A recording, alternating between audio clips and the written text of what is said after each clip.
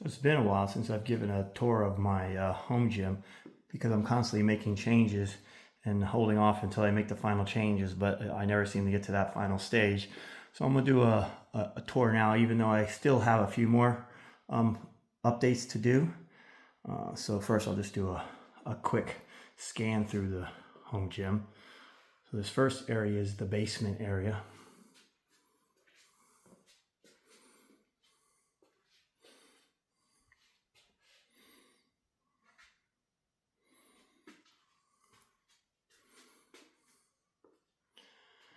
And I'll do a more in-depth. I'll come back and do a more in-depth. This here is the basement hallway where I had to utilize for a couple machines, some arm machines. Eventually I'll get this arm machine in. Got to take the door off to get it in. This is the garage. On my last tour I didn't have the garage. I didn't utilize the garage. I think maybe just a couple pieces. Tried to clean it up a bit.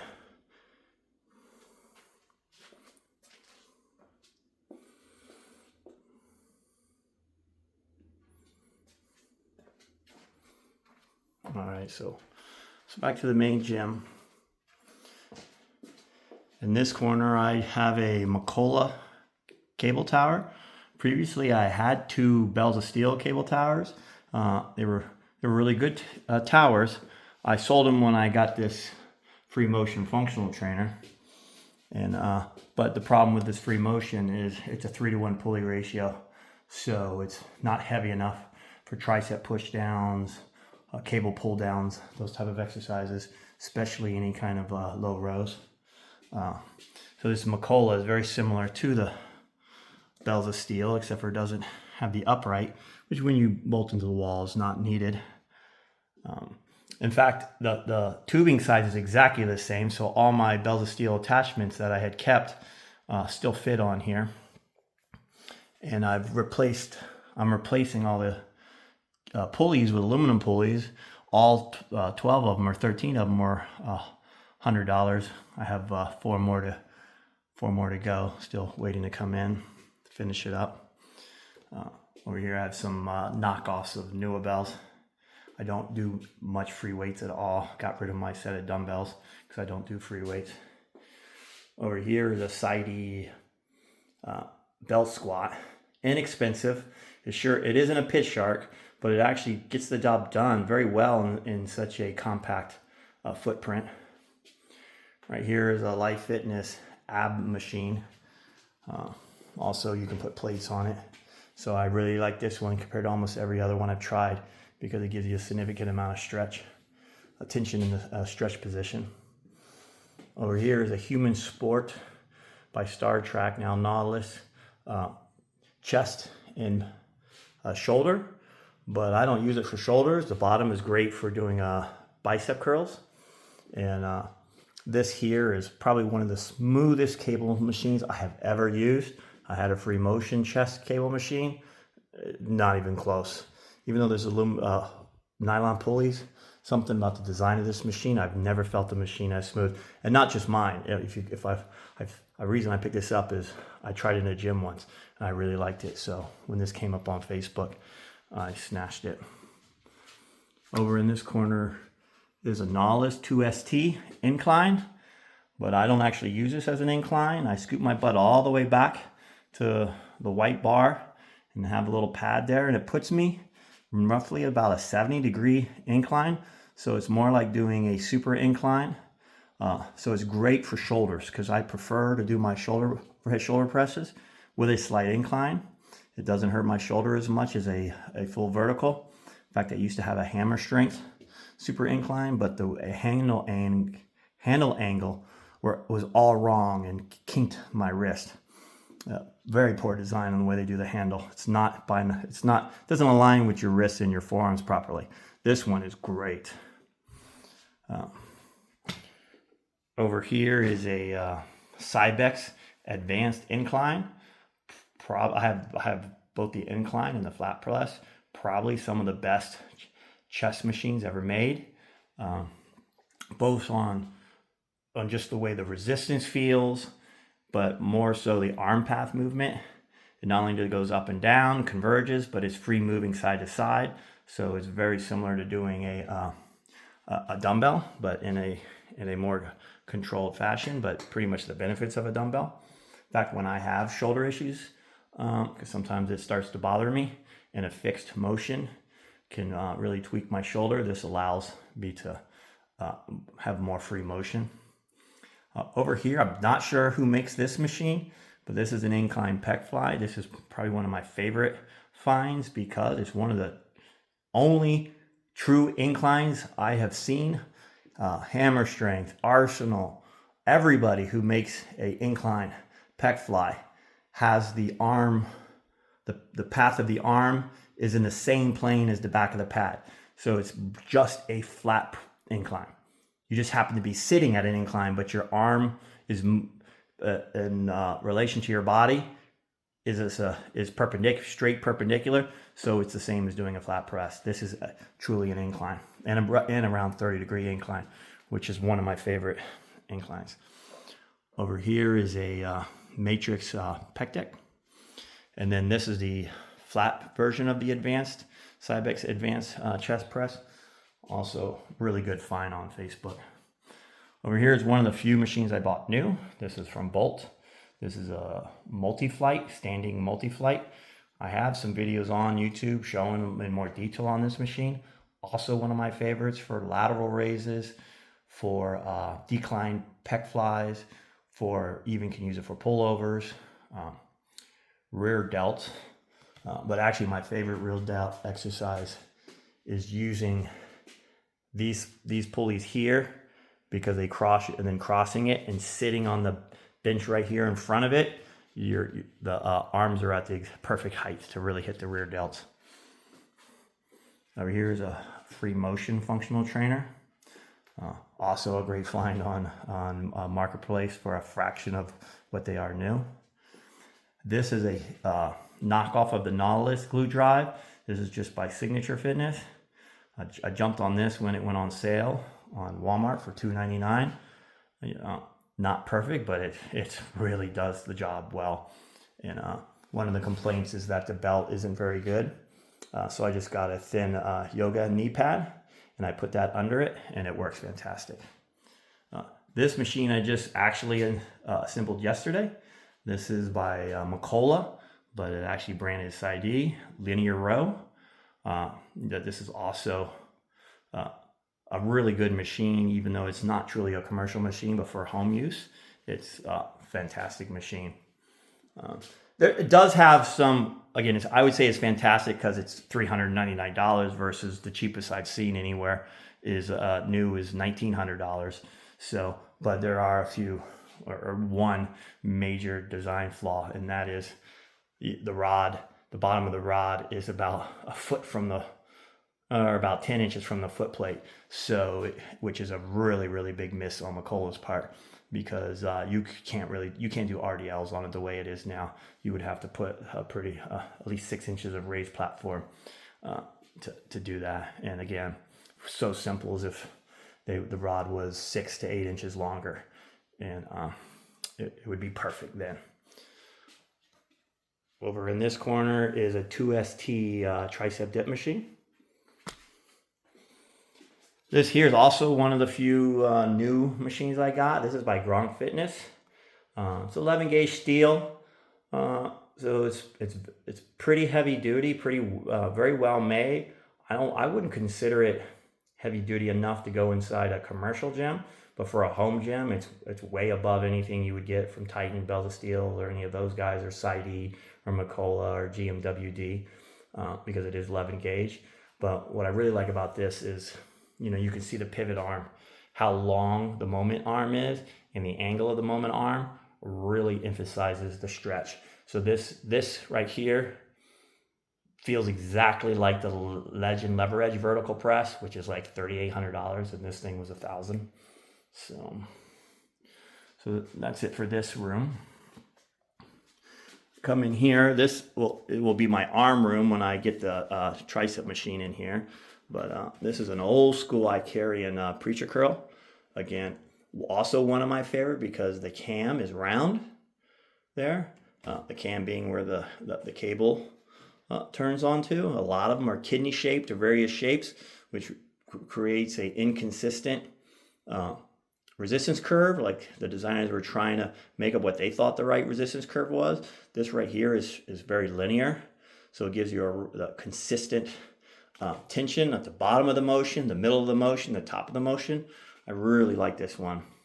And then it has these old school, easy curl bar. Over here, this is a Cybex Classic flat bicep. Again, this also is a great machine because with your arm being flat in front of you, it significantly provides a lot of tension at the bottom of the motion, which is where I really like it in a bicep. And then eventually in this section here, I'll put a mirror across and I'll get the tricep machine in here.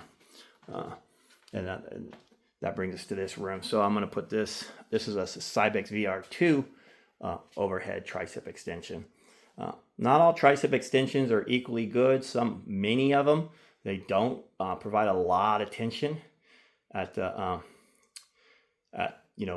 top of the motion, which is where you would want it for a tricep, with your hands behind your head, really stretching the long head.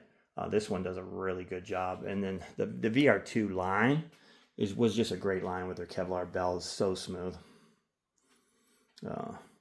And in this room, there'll be a few changes because I want to try to fit a Smith machine that I have still in a box buried in the back, right over where this multi-row is, and then slide the multi-row closer to the door, or probably more in the corner where the tricep extension is.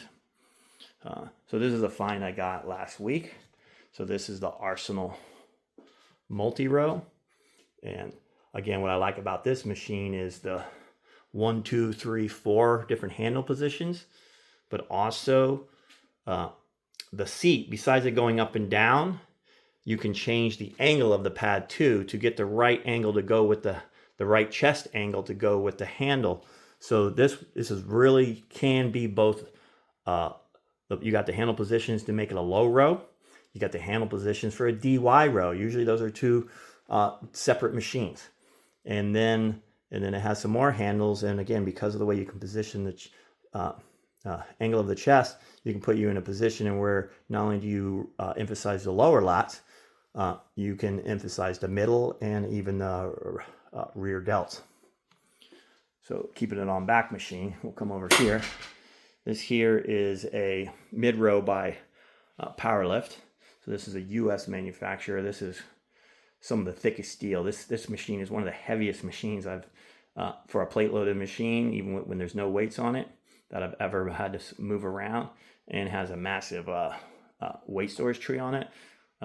But look at the length of that moment arm, and then also the design of this moment arm. It's all tension in the bottom of the movement, the stretch position of the movement. And then it has a lot of handle angles.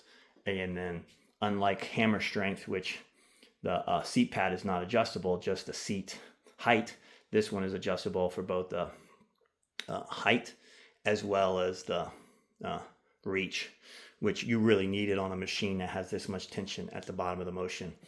Hammer strength, if you look to the angle of the moment arm, you will see that their tension that maxes out at the top of the motion, not at the bottom.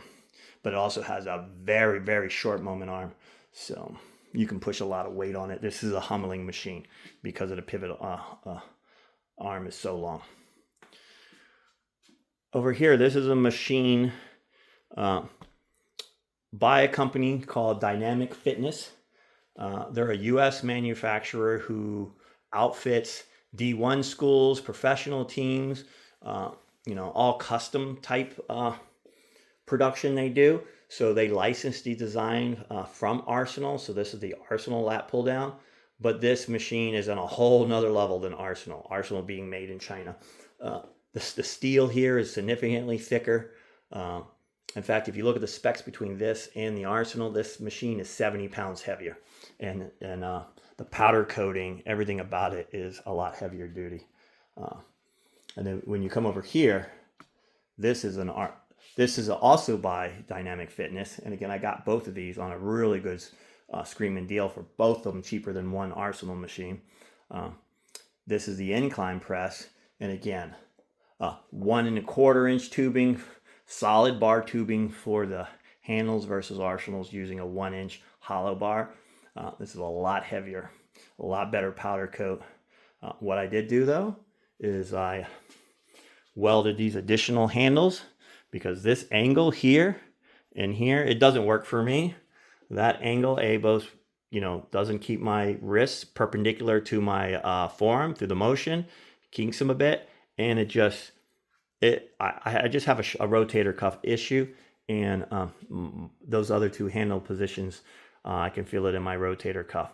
These outside handles, I don't, and where I got the idea from is my favorite chest press maker, and that's Legend Lever Edge. Again, you see how the handle is. So again, like I'm saying, I have a rotator cuff issue, and in a lot of pressing machines I struggle with from pain, but on this machine I can easily do 4 plates, and it's just because of the way it positions your wrist with your forearm, and the motion it just keeps it all in your chest and your pecs, and minimizes it in your shoulder. So I tried to mimic that on here. It doesn't work exactly the same because this machine has a lot more convergence. In fact, I'm actually disappointed in the amount of convergence in this Arsenal, which again, I didn't notice because of the original handle angles kind of hide that fact. But when I threw on these handles here, because of that angle, the reason that angle works is when you go from out to in, it keeps your wrist in the perfect angle. And so I actually had to, when we welded the handle on, that was in the original position. The original position was an angle almost the same as the flat press, but we had to cut the handles off and do it again because it didn't work due to the lack of convergence. And then the last machine was a really good find on Marketplace. This is a York lat pull down. This can't be 11 gauge steel. This is like 7 gauge steel. This thing is so thick, so heavy, a 310 pound weight stack. Actually, the weight stack goes to, 310 pound weight stack. This thing was $200. It had a ripped up seat, ripped up leg pads, a snap cable, but all of that, Amazon, I got a cable on Amazon for $12. I had some extra leg rollers from a leg extension attachment accessory I wasn't using, and the pad, I just put some Gorilla Tape to clean it up for now. But I just reached out to York and got all 3 from them: new leg rollers, new seat, and a new cable for $90. And so that was a good deal. So again, the 2 machines I still need to put in here is I want to fit a Smith machine in here. I have a leg curl, leg extension combo, basically the Rit Fit model, that's been in the box for months because I got to find a space for it. And then probably this weekend I'm picking up a York STS Super Squat. That's or V squat, super squat. That's the one, the hack squat that you can go from front or from back. It's one of my favorite. I also like it because it's kind of compact, long but compact.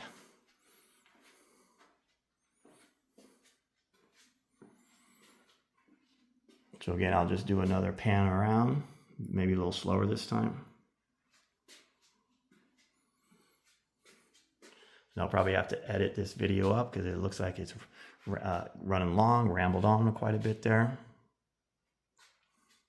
But I haven't done a video in quite a while. Just in the last couple of weeks, I've sold about 6-7 machines and traded a couple.